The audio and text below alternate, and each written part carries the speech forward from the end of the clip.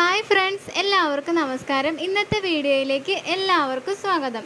ഗർഭിണികൾ ഏത് വശം തിരിഞ്ഞാണ് കിടക്കേണ്ടത്, ഒരു വശത്തു നിന്നും മറുവശത്തേക്ക് തിരിഞ്ഞു കിടക്കാൻ, എഴുന്നേറ്റ് ഇരുന്നിട്ട് വേണോ തിരിഞ്ഞു കിടക്കാൻ എന്നതിനെക്കുറിച്ചാണ് ഇന്നത്തെ വീഡിയോയിൽ പറയുന്നത്.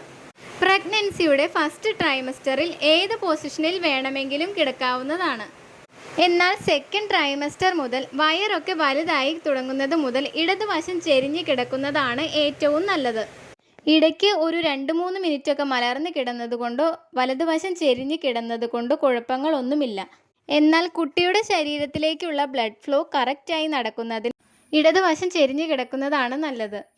എല്ലാ ഗർഭിണികൾക്കുമുള്ള ഒരു ഡൗട്ടാണ് ഒരു വശത്തു നിന്നും മറ്റേ വശത്തേക്ക് ചെരിഞ്ഞ് കിടക്കുന്നതിന് എഴുന്നേറ്റിരുന്നിട്ട് വേണോ കിടക്കാൻ എന്നുള്ളത്. എന്നാൽ ഒരു വശത്തു നിന്നും മറ്റേ വശത്തേക്ക് ചെരിഞ്ഞ് കിടക്കാൻ എഴുന്നേറ്റിരുന്നിട്ട് കിടക്കേണ്ട ആവശ്യമില്ല. ഒരു സൈഡിൽ നിന്നും പതിയെ മലർന്ന് കിടക്കുക. ഒരു 2-3 സെക്കൻഡ് ഈ പൊസിഷനിൽ കിടക്കുക. എന്നിട്ട് പതിയെ മറുവശത്തേക്ക് ചെരിഞ്ഞ് കിടക്കുകയാണ് വേണ്ടത്.